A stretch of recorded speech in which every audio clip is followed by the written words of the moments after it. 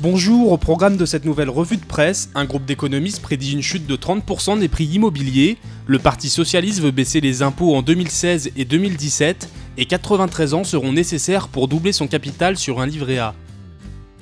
Et si les prix de l'immobilier ancien chutaient de 30%, selon la société d'analyse économique et financière PrimeView citée par boursier.com, la légère remontée des prix observée ces 3 derniers mois ne serait que temporaire.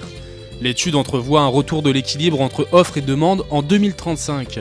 Le média en ligne explique que la stabilité des prix est soutenue par la baisse des taux de crédit et par des dispositifs fiscaux comme le Pinel. Mais ce mouvement toucherait à sa fin, l'immobilier étant toujours surcoté et déconnecté du revenu des ménages. Et les papy boomers commençant à partir à la retraite, le nombre de vendeurs augmente plus rapidement que le nombre d'acheteurs.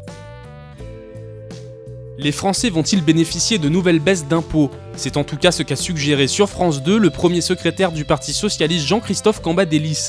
Repris par le Point.fr avec l'AFP, il affirme sa volonté de poursuivre la baisse des impôts engagée cette année. Il s'agirait de rendre 4 milliards d'euros aux Français en 2016 et autant en 2017.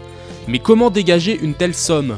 Tout sur lesimpôts.com évoque une réforme fiscale qui viserait à fusionner l'impôt sur le revenu et la contribution sociale généralisée. Pour l'élu, la solution c'est la retenue à la source de l'impôt.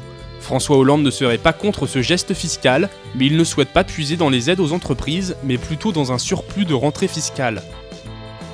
C'est officiel, le taux du livret A est abaissé à 0,75% depuis le 1er août.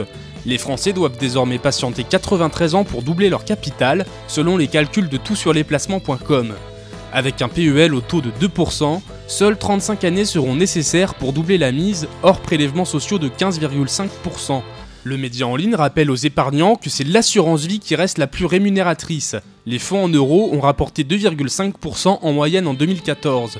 Pour ceux qui désirent gagner plus et plus vite, il faudra s'orienter vers des placements financiers plus dynamiques mais plus risqués, comme les actions ou les SCPI. C'est tout pour cette nouvelle revue de presse, on se retrouve la semaine prochaine pour un nouveau point sur l'actualité des finances.